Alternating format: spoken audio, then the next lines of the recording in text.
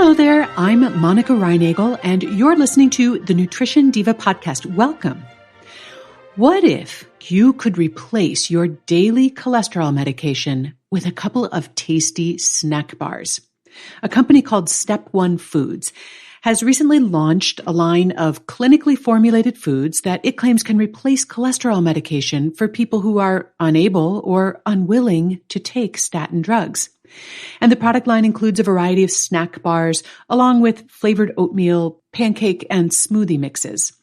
And in a study that was conducted with the Mayo Clinic, 54 people with high cholesterol were instructed to consume 2 of these products every day, and this resulted in a 10% reduction in their LDL, or bad cholesterol levels, after 4 weeks. I think it's too soon to say that these snack foods can replace cholesterol medications on a long-term basis, but this is certainly an interesting development. More than a third of adults over the age of 45 have high cholesterol, and statin drugs are among the most commonly prescribed medications.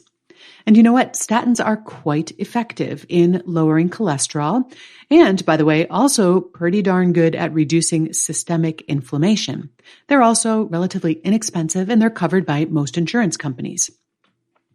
Now, although they are generally safe, statins, like any drug, do have the potential to cause side effects. And in this case, they might be things like muscle pain or weakness. Now, only a small minority of people experience side effects. And for many, they're little more than an annoyance. But side effects, or even just a fear of side effects, could be one reason that makes people unwilling or unable to take statin drugs.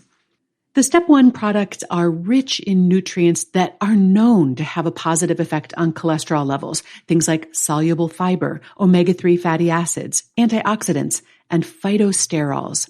Now, phytosterols are naturally occurring compounds that block the absorption of cholesterol in the intestine. According to the National Lipid Association, consuming 2,000 milligrams of phytosterols every day can lower your cholesterol and reduce your risk of heart disease. Not coincidentally, 2 of these bars or mixes a day would provide exactly 2,000 milligrams of phytosterols, along with about 10 grams of fiber and 2,000 milligrams of plant-based omega-3 fatty acids. These products are made primarily from whole foods, dried fruits, nuts, seeds, oat bran, and flavorings like peanut butter, chocolate, and cinnamon. There are no sweeteners, gums, or preservatives. And I can imagine that these products might have a lot of appeal for people who are determined to control their cholesterol without medication by following a healthy diet and exercising and employing other lifestyle strategies.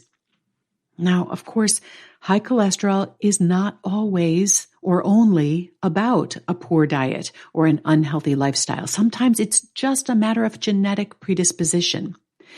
And when doing all of the quote-unquote right things doesn't lower their cholesterol, these folks often feel like they have failed. And for them, a food-based alternative to medication might be very attractive. Unlike statins, however, medical insurance is not going to cover Step One products, and they're not inexpensive.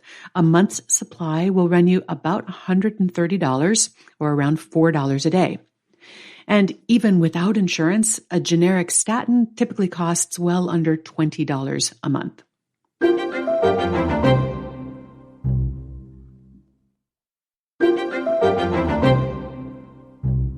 But if it's just about including more cholesterol-lowering foods, is an expensive functional food really necessary? Couldn't you just eat more oat bran, nuts, chia seeds, and dried fruit and call it good? Well, not quite. With a little effort, you could easily match the amount of fiber, omega-3, and antioxidants that are found in these products. But you probably wouldn't come even close to the amount of phytosterols they contain. Nuts and seeds are among the most potent whole food sources of phytosterols, and they are included in these products, but these provide less than 100 milligrams of phytosterols per serving. And in fact, Step One products are heavily fortified with phytosterols that are derived from pine sap. So in addition to eating more nuts, seeds, and oat bran, you'd also need to add a phytosterol supplement in order to replicate the same effect. But a month's supply of phytosterol supplements will cost you just around $30.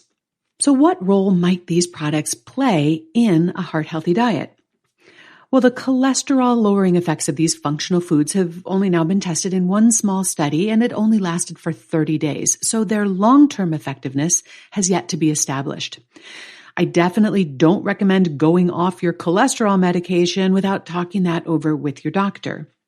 And keep in mind that if these bars were going to replace your meds, well, then you'd need to be as diligent about eating your bars and your shakes every single day as you are about taking your medication every day. And unlike statins, these foods, of course, are going to contribute another 300 to 400 calories to your diet every day. In order to avoid adding unneeded calories, you'd need to consume these foods instead of other foods that you normally eat, not in addition to them. But would there be any harm in including these in your diet just as a way of keeping your heart healthy? Well, I will say the ingredients are wholesome and nutritious. As snack foods go, you could definitely do worse. Then again, you could probably find whole food bars that are less expensive. But more to the point, these are more than just fruit and nut bars. Phytosterols are generally thought to be beneficial, but whether it's a nutritional supplement or a heavily fortified food product, you always want to be thoughtful about adding a nutrient to your diet in amounts that are far beyond what you would normally get from food.